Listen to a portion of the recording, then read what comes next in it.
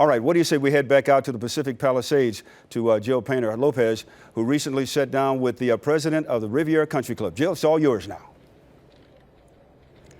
Jim, thank you very much. Well, you mentioned it. Megan Watanabe, the president of Riviera Country Club, a very high-ranking position in the golf world. Her work is just beginning as she has won the U.S. Open women's bid for 2026. The Olympics will be here in 2028. The Genesis Invitational is here every year.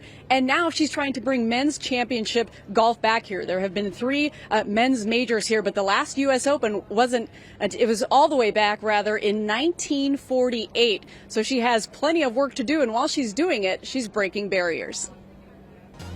In your job, there are not a lot of female executives in the golf world. So when you're going to other tournaments, you're one of maybe a few female executives in the industry. Why is that, and how do you see that maybe changing? It's a male-dominated industry, and I feel it is a little intimidating to start.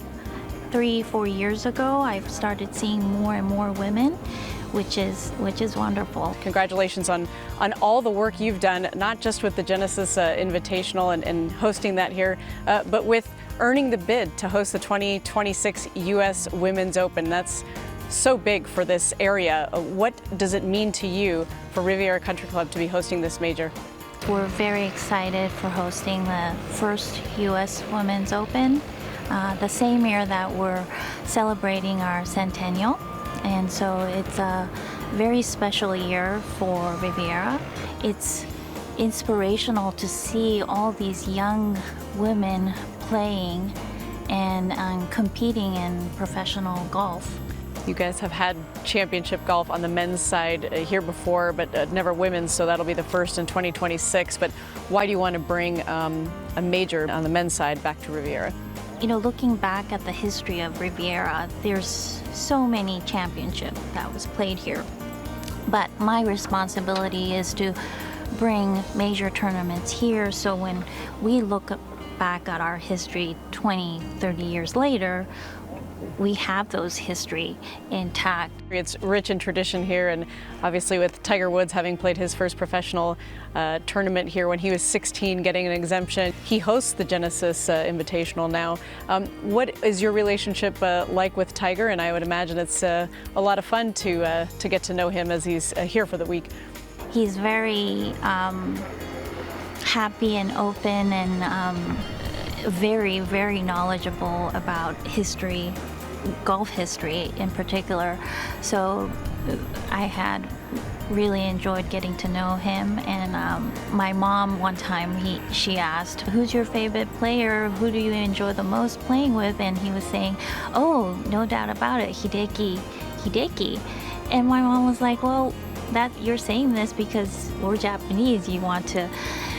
And then Tiger was like, no, seriously, because he's very focused and serious golfer, and he lets me focus when he played together. So we all laughed because when we play with Hideki in Pro-Am, he's like that too. He's just a very focused player, which Not a is lot wonderful. Of talking going on, no, right? not at all. Even in Japanese. Well, it's just really neat to see all the work that Megan Watanabe has done in the golf world. And she's a people person. You see, she has an easy smile. And when she travels around the country to other tournaments, talking to players about Riviera, she said she gets such a good reception. And she's currently getting a great reception along with Joaquin Neiman, as they are just behind me at the 18th green with the trophy presentation. And in her role being on that stage on the 18th green with all the girls who are golfers and women in the golf industry. And Jim, you know that if you can see it, you can be it. You better believe it. That is for sure. Thank you so much. It's really kind of amazing. Joe, thank you very much. When you think about Megan Watanabe, I mean, she has the it factor. Mm-hmm. And that it factor is, I'm going to talk to everybody I know. I'm going to make a sound, solid, professional decision and come up with the best. And look at what's happened so far. Wow, that's great. I mean, when you just think about the position that she's in. She's a trailblazer right now. She sounded really intelligent. I was very impressed, and I was very proud of her, actually. And now she's going over to take a picture with the champion out at the Genesis Invitational. All right, everybody. Hall of Famer Annika Sorenstam is returning from this year's U.S. Women's Open for the first time since 2008.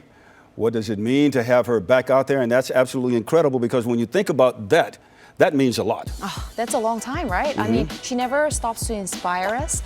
She's won at Pinehurst before, so I'm expecting great things from her. I'll actually be on site this year for the U.S. Women's Open. And in fact, in 2006, when she won her third U.S. Women's Open, I was playing in the field, so I actually watched her win it. Get out of here! Yeah, so this year I'll be on site again, so I'm hoping to be her lucky charm, maybe, and watch her win again, right? When you were out there watching her play, what impressed you the most when you watched her play? I mean, she's such a solid player. She was dominating everybody. She was like Tiger Woods of the LPGA, right? And she gave us the hope that we can be like Tiger as well. She opened doors for us, and she's still out there. That's amazing. And what did you pick up from her that helped you in your career in golf, but also in your career as a professional lady? Yeah, you know what?